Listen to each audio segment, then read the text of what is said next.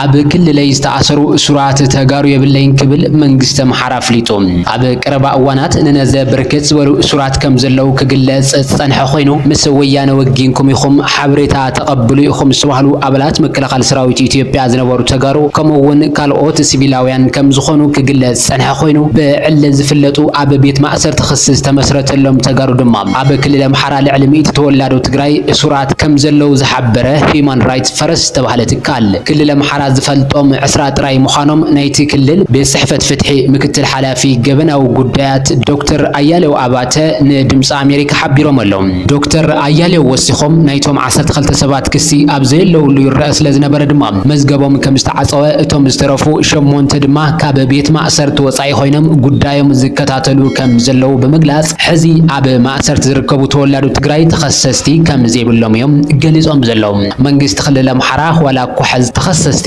ተወለድቲ ትግራይ ኣብ እስር ቤት የለውን ይበል እምበር ብሰንኪ መንነቶም ጥራሕ ብኣሽሓ ዝቑጸሩ ተጋሩ ካብ ምዕራብ ትግራይ ተወሲዶም ኣብ ዝተፈላለዩ ቦታታት ክልል ኣምሓራ ተኣሲሮም ከም ዝርከቡ እዮም ፍልፍላት ዘመላኽቱ። እቶም ንብርክት ዝበለ እዋናት ኣብ ቤት ማእሰርቲ ዝጸንሑ ኣባላት መከላኸሊ ሰራዊት ነበር ተጋሩ በቲ ኣብቲ ክልል ዝንቀሳቐስ ዘሎ ዓማጺ ጉጅለ ፋኖ ነቶም እሱራት ካብ ቤት ማእሰርቲ ከም ዘፍትሐ ሬድዮ ድምፂ ኣሜሪካ ጸብጺባ ነይረኣያ።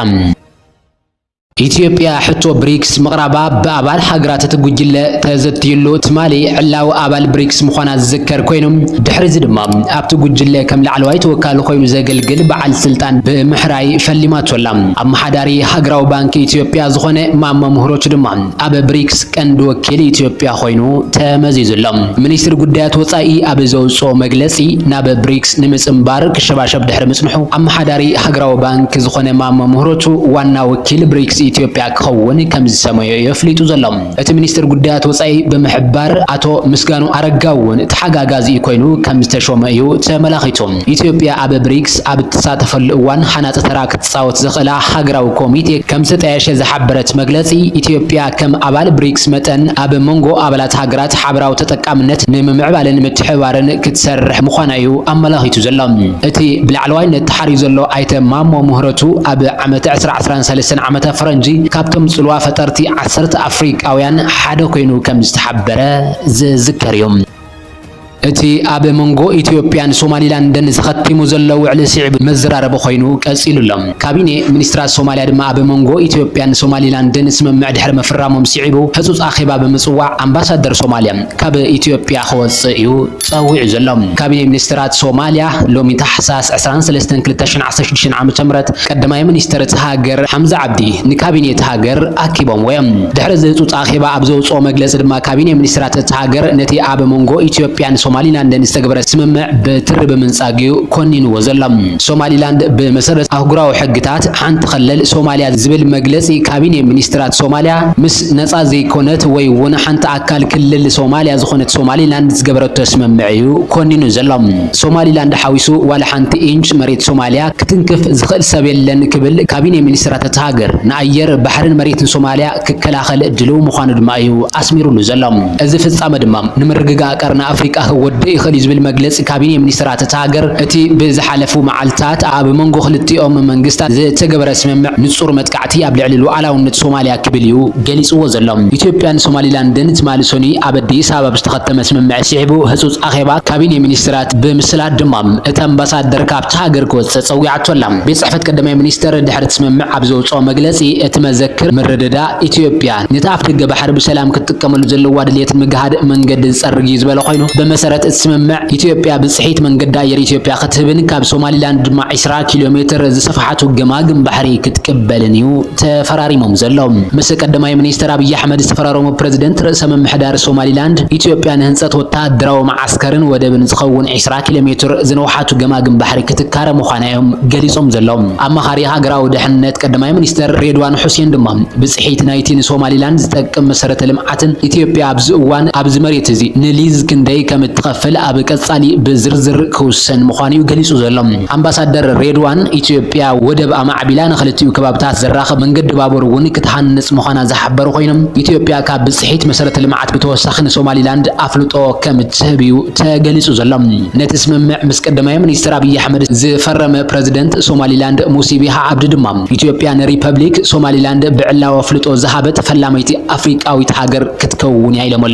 ሶማሊላንድ ኣብ 1991 ዓመተ ፈረንጂ ካብ ሶማልያ ናጽነታ እኳ እንተኣወጀት ኢትዮጵያ ሓዊሱ ክሳብ ሕዚ ኣፍልጦ ዝሃበት ሃገር የላን እቲ ስምምዕ ብዘይካ ካቢኔ ሚኒስትራት ሶማልያ ንፕሬዝደንት እቲ ሃገር ነበር መሐመድ ዓብዱላሂ ፋርማጆ እውን ኣቆጢዕዎም ኣለው እቲ ፕሬዝደንት ነበር ለሙንጎ ኣብ ትዊተር ገጾ ብጠቁዕ መልእኽቲ ነቲ ስምምዕ ንሶማልያን ንመላእ ኣፍሪቃን ዘተሓሳስብ ጉዳይ ክብል ገሊጹ ኣሎ ካቢኔ ሚኒስትራት ሶማልያ ድማ ባይቶ ጸጥታ ሕብራት ሃገራት ሕብረት ኣፍሪቃ ኢጋድን ከምኡውን ሊግ ዓረብን ጣልቃ ከኣትው እዩ ጸዊዑ ዘሎ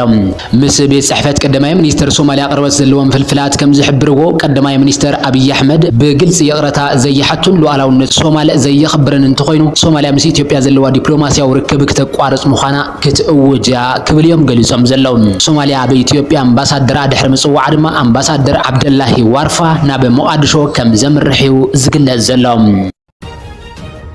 ኮሚሽን ሰብአዊ መሰላት ኢትዮጵያ በዞባ ጋሞ ከባቢታት 40 ምንጭ ኣብ ዝርከብ ወረዳ ዘጋጠመ ጎንፂ ቅድሚ ሰብ ምጉዳሉ ህጹጽ መፍትሒ ክግበረሉ ጸዊዑ ኢሰመኮ ሎሚ ኣብ ዘውጽኦ መግለጺ በመንጎ ሓተት መሓውር ምሕደራን ኣብቲ ከባቢ ዘጋጢሙ ዘሎ ወጥረና ገደደ ይኸይድ ከም ዘሎ ዘመላኽቱ ኮይኑ ኣብ ትሕቲ ወረዳ 40 ምንጭ ኢልጎ ወዘካ ደንበለን ጫሞን ዝተባህለ 4 ጣብያታት ካብ ጋሞ በመውጻእ ከም ፍሊት ወረዳ ክውደባ ኣብ ዝተፈላለዩ እዋናት ሕቶታት ከልዕላ ከም ጸንሓ ናይቲ ኮሚሽን ሓሳብ ኣቕሪቡሎም መምሕዳር ዞባ ጋሞ ኣብ ሳድሻይ ሃገራዊ መረፃን ክልቲኡ ባይቶ ተናሕናሕቲ ፖለቲካዊ ውድብ ብምምራጽ እውን ብዝተፈላለየ መንገዲ ስርዓታዊ ግህሰ ሰብአዊ መሰላት ይፍጸም ከም ዘሎ ዝኣመነ ኮይኑ በኣንጻሩ ምምሕዳር እቲ ዞባ መንግስቲ እቲ ብኸባቢያዊ መረፃ ከይተዓወተ ጣብያታት ከም መሓድርን መሓውር ምምሕዳርን ከባቢ ክፈርስን እቲ ከባቢ ዘይርጉእ ክኸውንን ከይገብሮ ብዝብል ሓተቲ ናይቲ ምምሕዳራዊ ሓድሽቲ መሓውር ክወቅስ ጸኒሑ እዮም እቲ ኣብቲ ከባቢ ዓሲሉ ዘሎ ወጥሪ ካብ ዕለት 16 ሕዳር 2016 ዓመተ ምህረት ጀሚሩ ብውልቀ ሰባትን ሓይልታት ጸጥታን ብዝወሰድዎ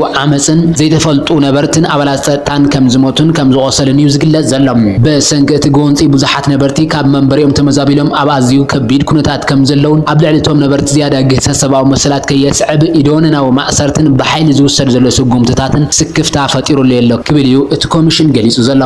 መንግስታት ፌደራልን ክልል ደቡብን ኢትዮጵያ ምስ ነበርቲ እቲ ከባቢን ምምሕዳር ዞባን ብምዝራብ እውን ብቕልጡፍ ደው ከብልዎን እንተዘይኮይኑ ድማ ናብ ካሊእ ሓደጋ ከይሰጋገር ጸዊዕላው አንቲ ነፋሪት መንገድ አየር ጃፓን ሎመ በመዕሩፈ ነፈርቲ ቶኪዮ ክትዓልብን ከላም ብሓዊ ከም ዝተቃጸለት ተፈሊጦ መደበር ቴሌቪዥን እቲ ሃገር ነቲ ፍጻመ በቐጥታ ከመሓላልፎ ጸንሐ ኮይኑ ኩሎም ተሳፈርትን ኣባላት ነፋሪትን ካብቲ ሓደጋ ከም ዝድሓን እዩ ተገሊጹ ዘሎ ዋላ እኳ ነፋሪት 12 ኣባላት ሰራሕተኛታት ሓዊሱ 379 ሰባት ኣብታ ነፋሪት ከም ዝነበረት ዝተሓበረ ኮይኑ ካብቲ ባርዕ ግን ኩሉ ሰብ ክድሕን ምኻሉ ድማ መንግስቲ እቲ ሃገር ንኢዱሎም ነፋሪት ኤርባስ 350 ብባርዕ ሓወ ኣብ ዝተተሓሓዘትሉ እዋን ተጓዓዝቲ ብትኪ ክሕነቑ ዘርኢ ምስልታት ኣብ ማሕበራዊ መራኸብታት ክዘዋወር ጀሚሩ እዩ ብስንክቲ ትማል ዘጋጠመ ምንቅጥቃጥ ምድሪ ድማ 48 ዜጋታት ዝሰኣነት ቶኪዮ ሎሚ ድማ ህይወት ደቂ ሰባት ዝወስድ ከቢድ ሓደጋ ኣጋጢምዋ እኳ እንተነበረ እንተኾነ ግን ብውሕሉል ኣገባብ ክድሕኑ ከም ዝኽኣለ እዩ ዝግለጽ ዘሎ